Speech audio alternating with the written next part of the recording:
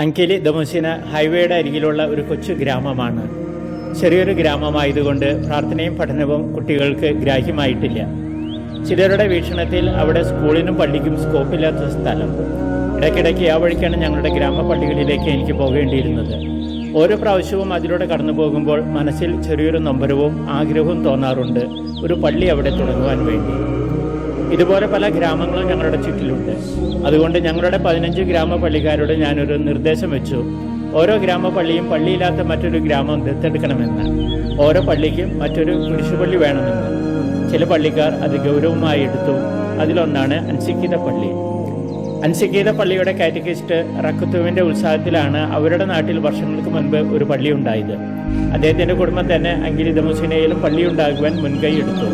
റക്കുത്തുവിന്റെ മകൻ വിക്ടർ അവിടെ പുതിയ കാറ്റക്കിസ്റ്റ് ആകുവാൻ സ്വയം മുന്നോട്ട് വന്നു. അങ്കിലി ദമുസിന ഗ്രാമക്കാർക്ക് പുതിയൊരു ജീവൻ ലഭിച്ചതുപോലെയായി. ഒരു ദിവസം അൻസിക്കീത ഗ്രാമക്കാരുടെ ഉത്സാഹത്തിൽ ഞങ്ങൾ അവിടെ ഭവന സന്ദർശനം നടത്തി.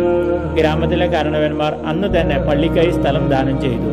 കൂദാശകളെക്കുറിച്ചോ വിശുദ്ധ കുർബാനയെക്കുറിച്ചോ ഗ്രാമവാസികൾക്ക് വലിയ പരിജ്ഞാനമില്ലെങ്കിലും അൻസിക്കീത ഗ്രാമക്കാരുടെ സഹകരണത്തിൽ തുറസായൊരു സ്ഥലത്ത് ഞങ്ങൾ അങ്കിലി ദമുസിനയിലെ ആദ്യത്തെ കുർബാനയ്ക്കായി ഒത്തുചേർന്നു.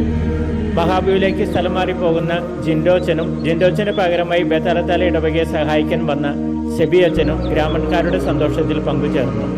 ഇനി ഇത് തുടർന്നു കൊണ്ടുപോകണമെങ്കിൽ അവിടെ ഒരു പള്ളി വേണം. സുഭാഷിതങ്ങളിൽ പറയുന്നു, ദൈവഭക്തിയാണ് അറിവിന്റെ ഉറവിടം. പള്ളി മാത്രമല്ല, ചെറിയൊരു പള്ളിക്കൂടവും വേണം.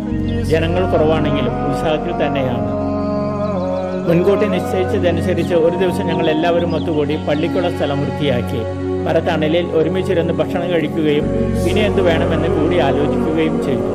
ഇപ്പോഴത്തെ സാഹചര്യത്തിൽ ദീർഘകാല അടിസ്ഥാനത്തിലുള്ള ഒരു വിദ്യാലയം തുടങ്ങുവാൻ സാധ്യമല്ലെങ്കിലും ഒരു ടീച്ചർ വെച്ച് ഈ വർഷം തന്നെ സ്കൂൾ കാണാത്ത അവിടുത്തെ കുട്ടികൾക്ക് അറിവിന്റെ വെളിച്ചം പകരണമെന്ന് ഞങ്ങൾ ആഗ്രഹിക്കുന്നു. സുഭാഷിതം 3-ാം അധ്യായത്തിൽ പറയുന്നു, ജ്ഞാനം നേടുന്നവനും അറിവ് ലഭിക്കുന്നവനും ഭാഗ്യവാനാണ്. എന്തെന്നാൽ അതുകൊണ്ടുള്ള നേട്ടം വെള്ളിയെയും സ്വർണത്തെയും ശ്രേഷ്ഠമാണ്. ജ്ഞാനത്തെ കണ്ടെത്തുന്നവൻ ജീവൻ കണ്ടെത്തുന്നു. മഡഗാസ്കറിൽ നിന്നും ഫാദർ ജോൺസൺ തളിയത്ത്.